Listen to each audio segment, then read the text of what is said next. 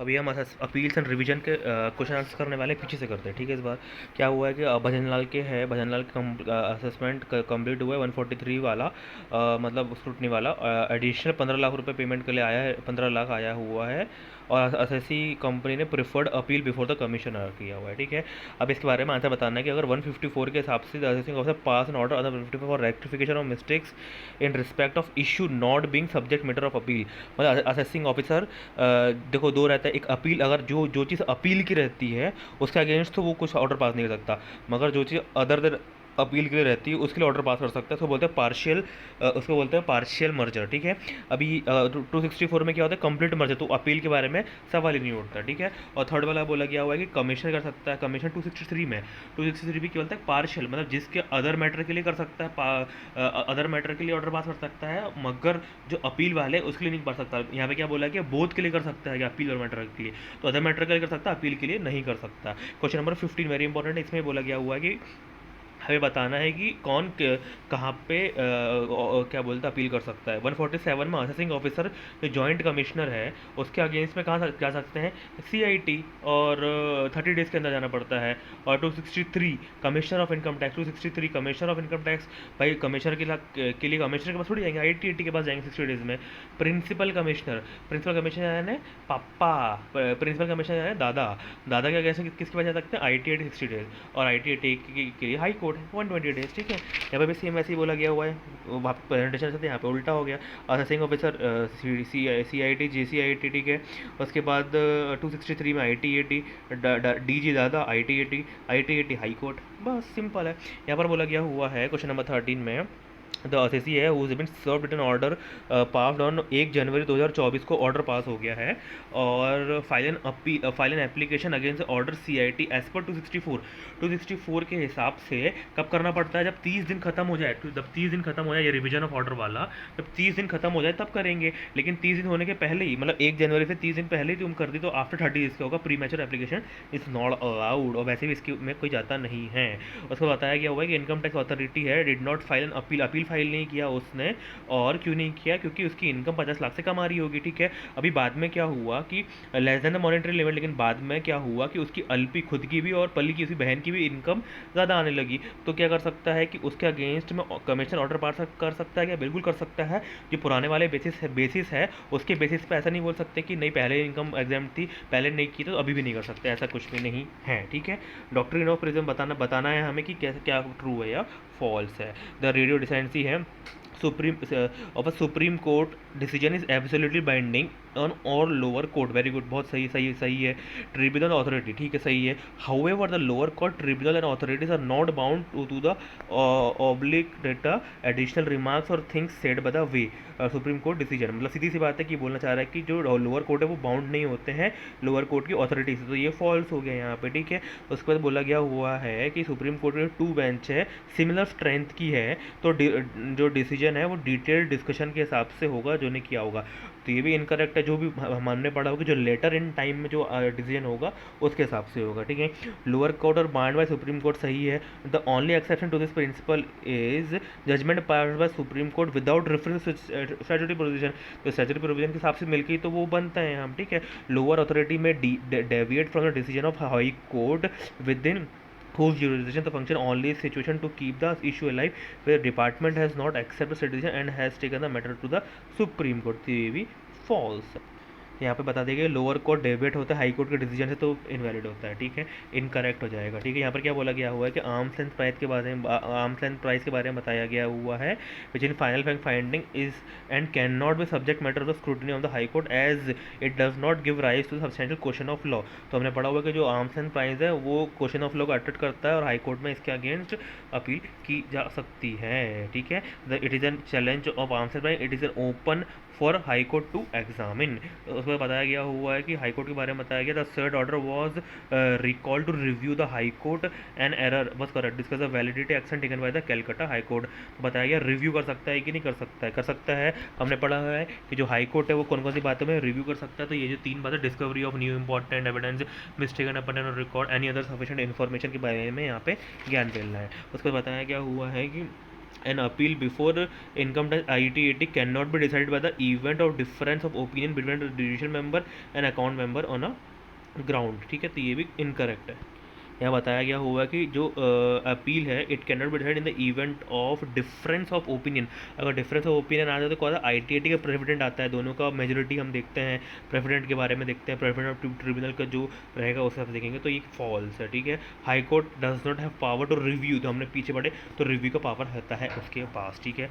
उसके बाद बोला गया हुआ है कि रेक्टिफिकेशन अंडर सेक्शन 254, जो रेक्टिफिकेशन वाला है ये वाला है ITAT में जो रेक्टिफिकेशन रहता है ऑन ओन में कब कर सकते हैं, 6 month from the end of ITAT order.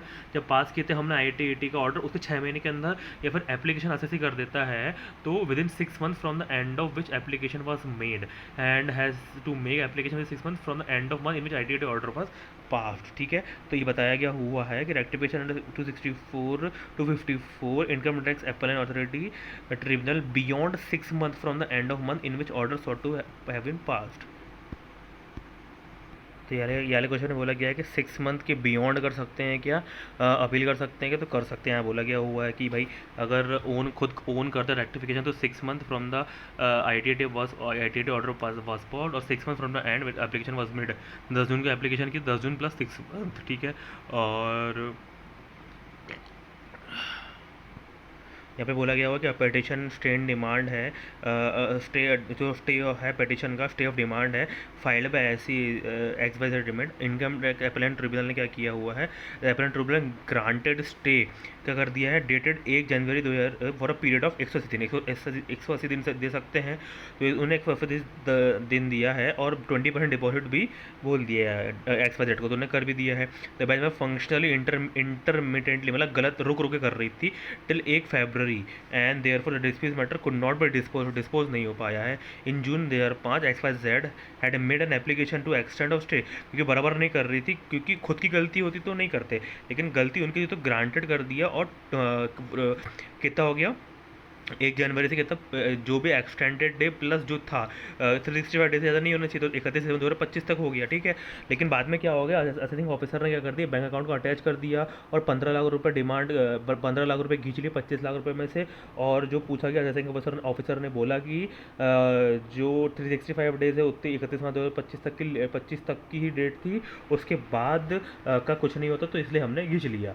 तो इसके बारे में बताया गया होगा असेसिंग ऑफिसर गलती नहीं है, यहाँ पे गलती होती तो अटैच कर लेते साल था, लेकिन यहाँ पे इंटरमीडिएट की बदले गलती थी, इसलिए इंटेंशन गलत है, ठीक है।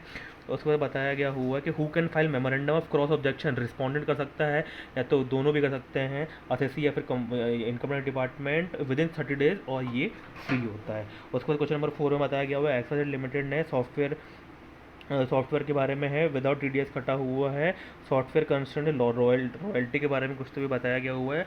बाकी आखिरी में बताया गया हुआ कि the power under 254 two and rehear and सब कुछ पता चल गया, यहाँ पे कुछ तो भी हुआ है। और असेसिंग पहले असेसी के फेवर में आया, फिर बाद में डिपार्टमेंट के फेवर में आया, लेकिन बाद में बताया गया कि जो अपीलेट ट्रिब्यूनल है उसने क्या कर दिया, रिहर्ड वापस से शुरुआत से entire appeal on merits and recall its original order and pass an order in favour of the assessee. तो ये रिहर्ड नहीं कर सकती, रिकॉल नहीं कर सकती, it is not tenable under the law. उसके बाद बताया गया हुआ है कि पावर बतानी है कि allow the assessee to urge any ground of appeal which were not raised by him before, तो कर सकता है कि यस कर सकता है, to recall its own order solely for rectification of mistake apparent from records, कर सकते हैं। तो यहाँ पे भी लिखा हुआ है recall its own solely for the rectification of mistake apparent from records, और एडमिट एडिशनल ग्राउंड्स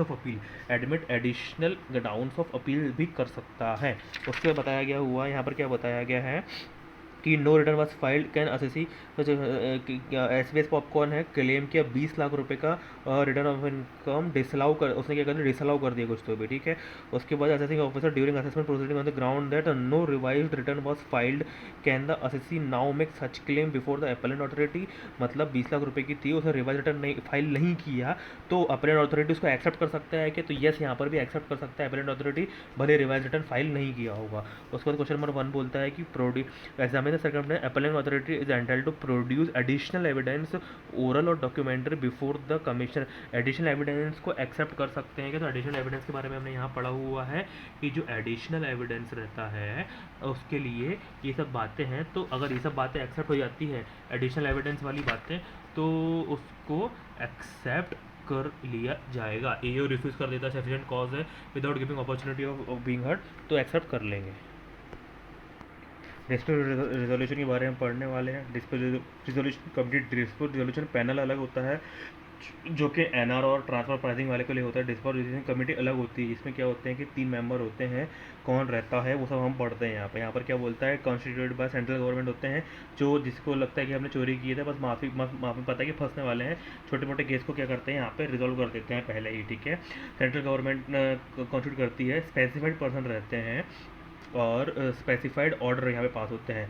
कौन रहता है, 3 मेंबर रहते हैं, 2 पर्सन आईआरएस रिटायर्ड ऑफिसर और 1 serving officer not below the rank of CIT, मतलब दादा चाचा दादा पापा रहेंगे, ठीक है। उसके बाद स्पेसिफाइड ऑर्डर कब कब रहेगा, अगर 143, 3, 144 ऐसा कुछ स्पेसिफाइड ऑर्डर है, इंक्लूडिंग ड्राफ्ट ऑर्डर भी रहता है, तो कर सकते हैं कब, जब जो वेरिएशन है, वेरिएशन नॉट एक्सीडिंग 10 लाख, जैसे ROI की इनकम 30 लाख थी, 45 ऐसे 45 रुपीज़ की, तो क्या हो जाएगा, तो ये क्या हो जाएगा, 15 लाख रुपए की इनकम हो गई, तो क्या हो जाएगा, स्पेसिफाइड ऑर्डर की कितनी होगी, एक्सीडिंग हो गई, यहाँ पर कितना हो गया, एक्सीड हो गई 15 लाख रुपए की, तो ये यहाँ पर नहीं आएगा, ठीक है।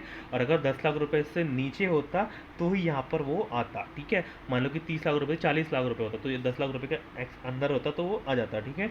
अब such order is not based on search survey information receive बाहर से DTT से मिला हुआ है, और उसकी ROI इनकम, मान लो कि ROI की इनकम 55 लाख रुपए की है और 50 लाख रुपए की है, तो डेविएशन तो 5-10 लाख के अंदर आ गया, मगर ये टोटल इनकम 50 लाख रुपए के ऊपर चली गई, तो यहाँ पर नहीं आएगा, ठीक है।